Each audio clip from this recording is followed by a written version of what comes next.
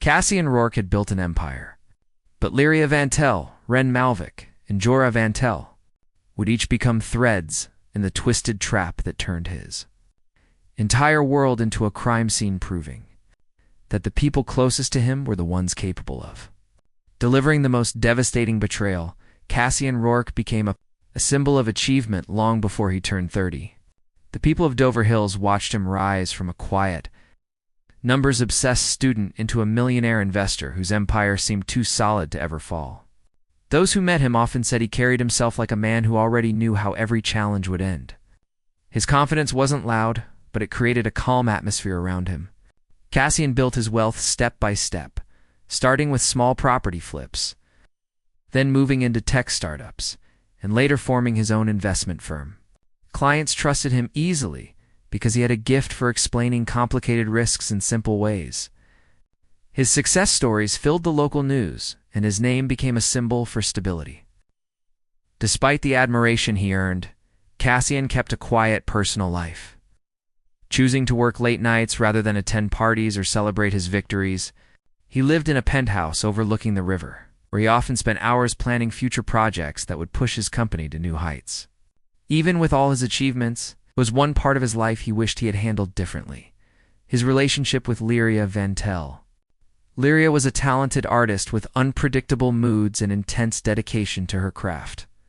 Their connection was strong at first, built on admiration and passion, but as Cassian grew busier, Lyria felt left behind.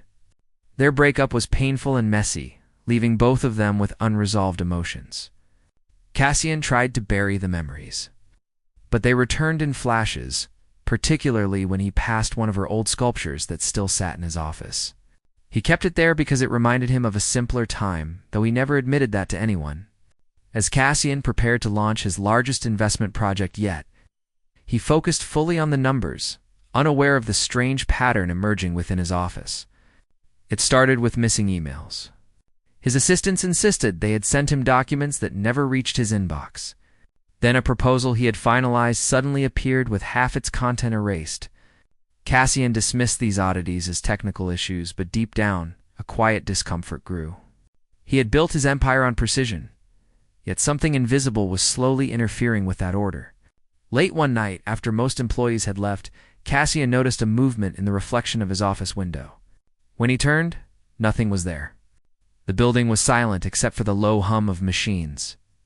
He told himself it was exhaustion and returned to his work, but the uneasy feeling clung to him. Security reports later showed irregular activity during those late hours. Someone had used an old access card to enter restricted floors. Cassian didn't recognize the card number, but it troubled him that the system classified it under a category reserved for people he once personally approved. The financial department soon reported minor errors across multiple accounts, nothing catastrophic, but strange enough to raise suspicion. Small transfers appeared at odd times, sometimes just a few dollars, sometimes a few hundred. The amounts were too insignificant to trigger alarms, but too frequent to ignore entirely. When Cassian reviewed the logs, he saw his own initials next to some of the transactions. Even though he hadn't authorized anything, he wondered if it was a glitch or if someone was deliberately manipulating the system to confuse him. Outside the office, Cassian tried to continue his routine as usual. He jogged every morning along the riverbank, ate breakfast at the same cafe, and drove to work on the same route. Yet he couldn't shake the sense that someone was observing him from a place he couldn't see. At first, he suspected competitors might be trying to sabotage his company. But the strange incidents felt more personal than professional. They mirrored the type of emotional precision only someone who understood him well could execute. By the end of the week, Cassian felt as if his world had shifted a few degrees off balance. Nothing was obviously wrong, but everything carried a quiet threat. The empire he built was glowing on the outside, maintaining its strong reputation, but inside, shadows were forming. Cassian didn't know it yet, but the first pieces of a carefully crafted trap were already in place, designed by someone who knew exactly where his vulnerabilities lay. The discovery of the missing funds stunned Cassian more than he wanted to admit. The audit report lay on his desk like a quiet warning, its numbers arranged in a way that didn't match any pattern he recognized. 3 separate accounts showed unauthorized withdrawals spaced out over several days. None of the amounts were large enough to cause immediate alarm, but together they formed a trail leading into a deeper problem. Cassian called in Ren Malvik, the sharpest financial expert in his firm, hoping for a rational explanation that could calm the rising unease inside him. But even Ren looked disturbed as he flipped through the pages. The withdrawals weren't random. They followed the same habits Cassian himself used when running tests on new financial models. It was as if someone had studied his behavior long enough to copy it perfectly. The thought unsettled him. Cassian prided himself on strong digital security and trusted only a handful of people with sensitive information. That trust now felt like a heavy stone resting on his chest. He tried to recall who recently had access to his files, but nothing stood out. His employees respected him, investors relied on him, and no one in his circle appeared capable of something so calculated. As the morning passed, rumors drifted through the office, growing louder with each person who saw the auditors walking in and out of his conference room. Even without understanding the full situation, staff sensed something was deeply wrong. The tension increased when the maintenance team reported a disturbing finding. A storage room on the restricted floor showed signs of being accessed the previous night. Even though its door required a secure code shared by only 4 individuals, including Cassian, inside the room, nothing was broken or stolen. Instead, everything had been reorganized with exact, eerie precision. Documents that were once scattered were stacked neatly in color-coded patterns. Equipment was lined up according to size. The reordering felt intentional, almost artistic, as if the intruder wanted Cassian to notice every detail. His stomach tightened. The arrangement reminded him of Lyria's style, her habit of organizing things into visually satisfying patterns. Even when she was upset? Although the thought crossed his mind, he quickly dismissed it. She had no reason to involve herself in his business. At least that's what he told himself. The same afternoon, a package arrived at Cassian's penthouse. The delivery worker claimed someone had left it anonymously in the drop box. Cassian opened it carefully, expecting business documents, but what he found made his hands turn cold. Inside, surrounded by soft fabric, was a miniature model of his office. Every detail was exact, from the shape of his desk to the placement of the books on his shelf. But bright red lines marked several sections of the room, as if showing points of attack. The message felt personal, unsettling, and crafted by someone with an intimate understanding of his world. Cassian realized then that the intrusions weren't meant to steal, they were meant to unnerve him. Ren reviewed security footage after the storage room incident, only to find that the cameras on the restricted floor glitched for 7 minutes during the break-in. It was a short window, but enough time for someone skilled to slip in and out. The pattern of events pointed towards someone who understood the building's weaknesses and Cassian's working style. The more he thought about it, the more he sensed the shadow of old emotions drifting back into his life. Lyria Vantell had once walked through his world with ease, noticing things others overlooked. Her mind worked in ways that were hard to predict. But Cassian had no proof she was involved, and bringing her name into the investigation without evidence felt reckless. As days passed, staff began to distance themselves from Cassian.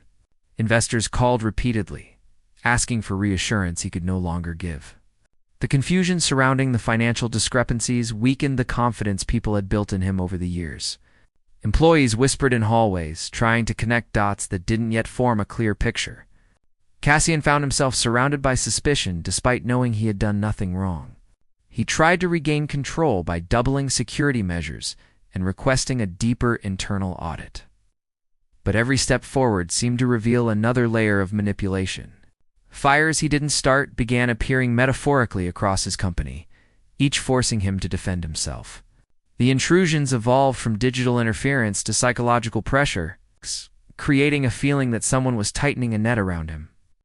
By the end of the second week, Cassian could no longer ignore the truth. Whoever was behind the sabotage was not trying to destroy his company quickly. They were dismantling it piece by piece, leaving him helpless to stop it. It felt deliberate, personal, carefully orchestrated by someone who knew exactly how to make him crumble from the inside out. Police involvement changed everything for Cassian. What began as quiet confusion inside his walls quickly evolved into a public spectacle.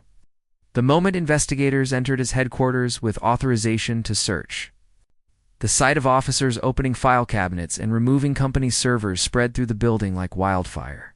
Employees froze at their desks, unsure whether to keep working or pretend they didn't notice the chaos unfolding around them. For the first time in his career, Cassian felt powerless inside a place he had once commanded with confidence. He stood back as detectives carried out boxes labeled with his name, each one containing pieces of his life twisted into something suspicious.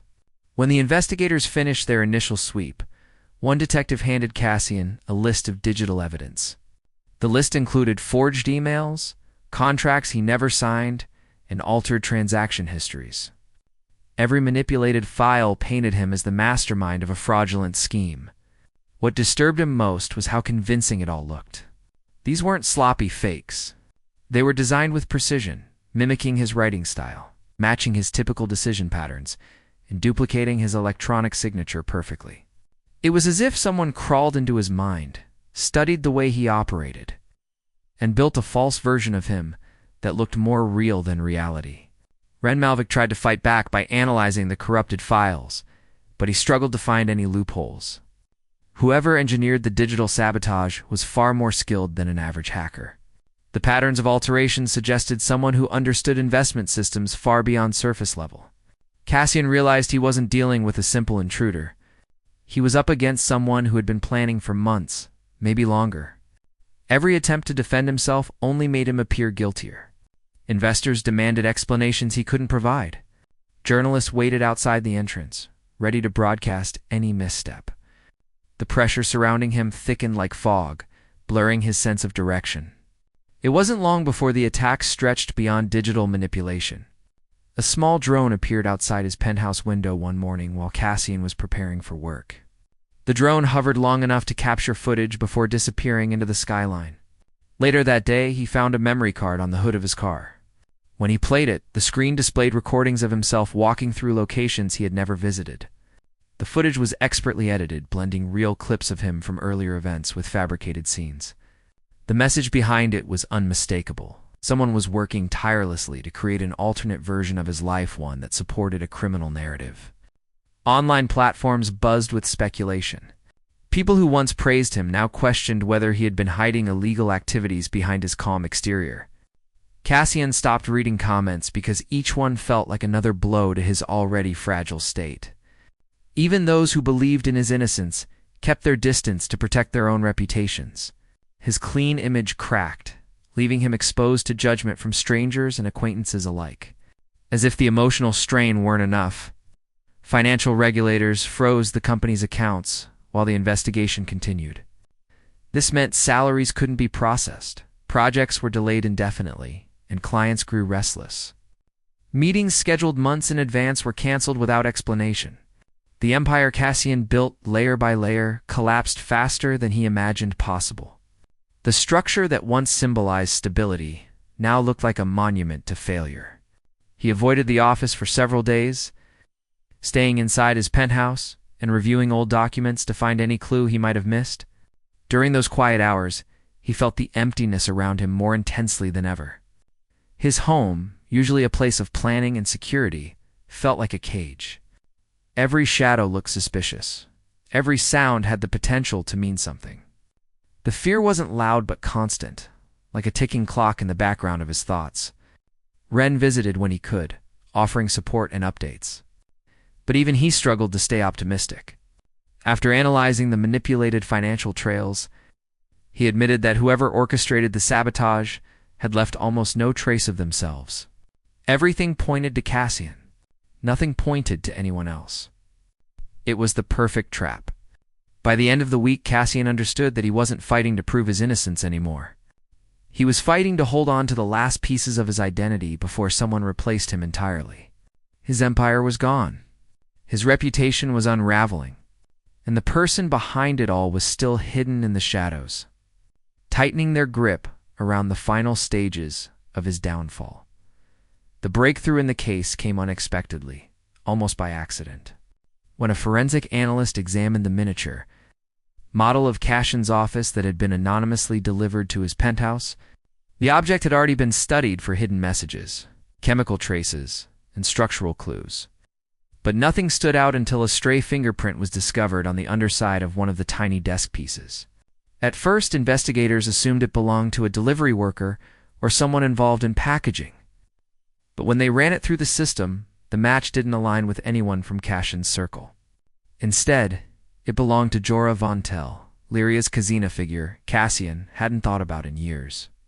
Jorah was known for drifting between jobs, picking up small tech gigs, and occasionally stepping into trouble.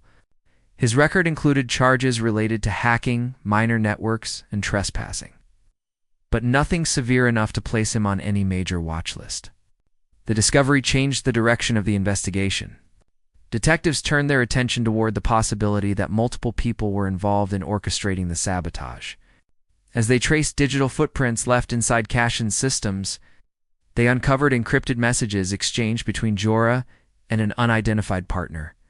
These messages contained instructions that didn't just involve financial interference, but also detailed strategies for psychological manipulation. One message outlined how to alter security logs without alerting the system. Another described steps to rearrange items inside the restricted storage room in a way that would unsettle Cassian without triggering alarms. What struck investigators was how personal the instructions were. Whoever wrote them wasn't just attacking Cassian's company, they were attacking Cassian on an emotional level. The payment trail provided another clue. The funds Jorah received for his work came from an art gallery account once connected to Lyria Vantell. Though the account had been inactive for over a year, recent transactions linked it to Jorah's digital wallet. This connection was too direct to be ignored. Investigators searched Lyria's old studio, hoping to find evidence of her involvement. The studio looked abandoned at first glance, coated in a thin layer of dust.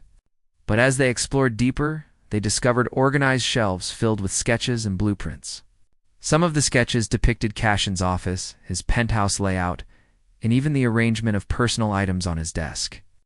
Other drawings looked like abstract patterns until viewed from a distance, where they took the form of data pathways and building access networks. The most disturbing evidence came from a locked cabinet at the back of the studio. Inside were journals filled with notes written in a mix of artistic observation and technical detail. The pages revealed a long sequence of emotional reflections blended with calculated plans. One section listed Cassian's habits when he worked late, where he kept spare keys. Often he changed passwords, and which employees he trusted most. The level of detail made it clear that someone had been studying him long before the sabotage began.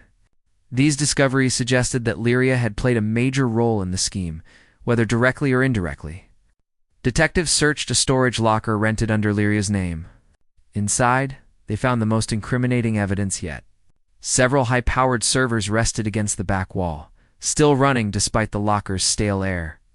These machines contained scripts programmed to alter financial databases, rewrite email logs, and mimic user activity. One script was designed to recreate Cassian's keystrokes based on previous patterns. Another generated false travel routes by analyzing his usual driving behavior. The level of sophistication indicated that Lyria didn't work alone. While she might have supplied creative vision and emotional motivation, someone else translated her ideas into digital reality. The servers also contained fragments of digital conversations. Most were encrypted, but a few partially decoded exchanges suggested frustration from Lyria about Cassian's success and the emotional weight of their past relationship. She believed he had left her behind, choosing his empire over the connection they once shared. To her, the sabotage wasn't about stealing money. It was about tearing down the thing that defined him. She wanted him to feel the same helplessness she had felt during their breakup. As investigators pieced together the evidence, a clearer picture emerged. Lyria's role was more significant than anyone expected. She had transformed her emotional pain into a blueprint for destruction.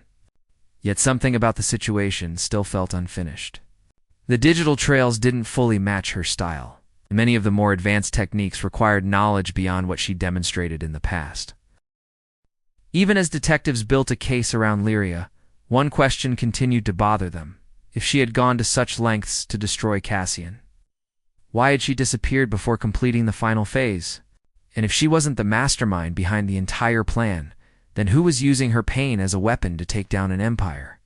The investigators were close to answers, but the final twist was still waiting in the shadows. Preparing to change everything, the search for Lyria began the moment investigators issued the warrant. But the trail grew cold almost instantly. Her abandoned car near the old bridge raised more questions than answers. The keys were still in the ignition, her wallet sat untouched in the passenger seat, and her phone lay on the floor with the battery removed. Nothing pointed to a struggle. Nothing pointed to a voluntary disappearance either. The only object that stood out was the art knife placed neatly on the dashboard, as if it were a signature left behind by someone who wanted to control the narrative. The scene felt staged, deliberate, and too orderly to belong to someone fleeing from the consequences of her own plan. Search teams covered the riverbanks, woods, and surrounding roads. Drones scanned the area, and divers checked the river despite strong currents, making the task difficult. Every search yielded nothing. Lyria had vanished completely, leaving investigators unsure whether she had escaped or become a victim of the very chaos she helped create. Days passed, then a week. The media speculated endlessly, portraying Lyria as the mysterious, vengeful architect of Cassian's downfall.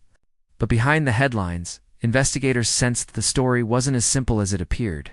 The case took a sudden turn when financial alerts signaled unusual activity from accounts connected to Lyria. Several small withdrawals were made across different cities, each amount low enough to avoid triggering automatic flags, but noticeable when viewed together. The pattern didn't match Lyria's spending habits. She had always withdrawn larger sums when needed, paying little attention to strategy. These new transactions were careful, controlled, and spaced in a way that suggested someone was using her identity as a disguise. Ren Malvik, who refused to give up on clearing Cassian completely, spent long hours reviewing the recovered data from the storage locker. During one late-night review, he noticed an anomaly in the server access logs. Someone had entered the system after the storage locker was supposedly abandoned. Their digital signature resembled Jorah Vantell's earlier entries. But subtle inconsistencies suggested it wasn't actually him, more not the same version of him investigators thought they knew. The entries appeared after Lyria disappeared, meaning her disappearance might not have been planned by her at all. This new discovery forced investigators to revisit Jorah's involvement. When they went to question him again, they learned he had quietly left the city the night Lyria vanished. Footage from a distant gas station camera showed him purchasing fuel with a half-filled duffel bag slung over his shoulder. He kept his face partially hidden, but not enough to escape recognition. His escape looked calculated, not panicked, and his route took him into areas with little surveillance coverage. Ren uncovered a final piece that connected everything. Records showed that Jorah had recently inherited a substantial sum of money from a distant relative, more than enough to fund months of planning, hire additional help, and vanish once the plan was complete. Investigators realized he had both the technical skill and financial motive to orchestrate the sabotage. Lyria's bitterness toward Cassian made her vulnerable to manipulation, and Jorah exploited it. He fed her doubts, magnified her pain, and used her emotional turmoil as fuel for a plan she believed she was controlling. But once she became a liability, once investigators began closing in Jorah, likely removed her from the picture entirely. Whether he forced her to disappear or staged her exit remained unclear. No evidence proved her fate, leaving a disturbing uncertainty that lingered long after the investigation slowed. The servers, messages, and manipulated evidence revealed that Jorah had been the real mastermind, hiding behind Lyria's emotional motives to mask his own intentions. When the truth emerged, Cassian's name was finally cleared. Authorities apologized, the media softened their tone, and his legal record was restored. Yet the damage was impossible to undo. His reputation never fully recovered. Investors withdrew permanently, unwilling to return to someone whose empire had been engulfed in a public scandal. Friendships weakened, business partners distanced themselves. And the firm he spent 12 years building dissolved under the weight of lost trust. Cassian found himself standing in the empty lobby of his former headquarters one last time, listening to the hollow echo of a place that once bustled with ambition. He understood that even though he had been proven innocent, the stain left on his life couldn't be washed away. Dover Hills would remember him not as the visionary investor who built an empire through discipline and brilliance, but as the man whose world was shattered by a carefully crafted deception. Jorah was never captured. His last known movement led him across the border into a region known for harboring fugitives. His digital fingerprints faded over time, leaving no further trace. Lyria's fate remained a haunting question. Some believed she escaped. Others feared the worst.